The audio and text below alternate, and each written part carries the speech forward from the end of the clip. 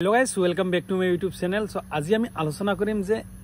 এক্সামৰ বিষয় লৈ ABUB exam কেতিয়া হ'ব আপোনালোকে নিশ্চয় নিউজ পাইছে যে ফেব্ৰুৱাৰী মাহত এক্সাম হ'ব সো এতিয়া আমাৰ ফিজিক্যাল কাট অফ কেতিয়া আহিব এটো লৈ আলোচনা কৰিম ভিডিওটো হেকলৈকে যাব আৰু যদি হে চেনেলত নতুনবাৰ ভিজিট কৰিছে প্লিজ সাবস্ক্ৰাইব কৰি বেল আইকনটো প্ৰেছ কৰিব সবলক বেছি দেৰি নকৰি ভিডিওটো আৰম্ভ কৰো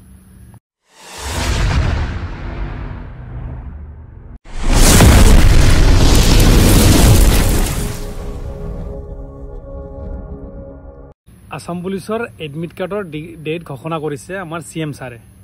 আৰু বহুতে কনফিউজ হৈ আছে যে এতিয়ালৈকে অফিচিয়েল নোটিছ আহা নাই অফিচিয়েল নোটিছ যদি আহা নাই তেতিয়া হলে কেনেকৈ আমি বিশ্বাস কৰিম সো আপোনালোকক এটা কথাই কৈছো যে যিকোনো নোটিছ অহাৰ আগত আমাৰ সিএম সাৰে তাৰ ডেটটো মেনশন কৰে বা তাৰ বিষয়ে জনায় নিউজত হওক বা নিজৰ ফেসবুক লাইভতে হওক জনাই দিয়ে সো তাৰ পিছতে কিছুমান নোটিছ আপলোড হয় সো এইটোৱে কৈছো আমাৰ নোটিছ নালাগে আমাৰ সিএম সাৰে কৈছে আৰু কিহৰ দৰকাৰ নোটিছ সো সিএম সাৰে কৈছে ফেব্ৰুৱাৰী মাহত আমাৰ অসম আৰক্ষীৰ ABUBৰ এক্সাম হ'ব তো তেতিয়া হলে আমাৰ আইডিয়া এটা এতিয়া ফিজিক্যাল কাট অফ কেতিয়া ওলাব এইটো ভাবি লোৱা যে জানুৱাৰী মাহত আমাৰ ফিজিক্যাল কাট অফ আহি যাব ঠিক আছে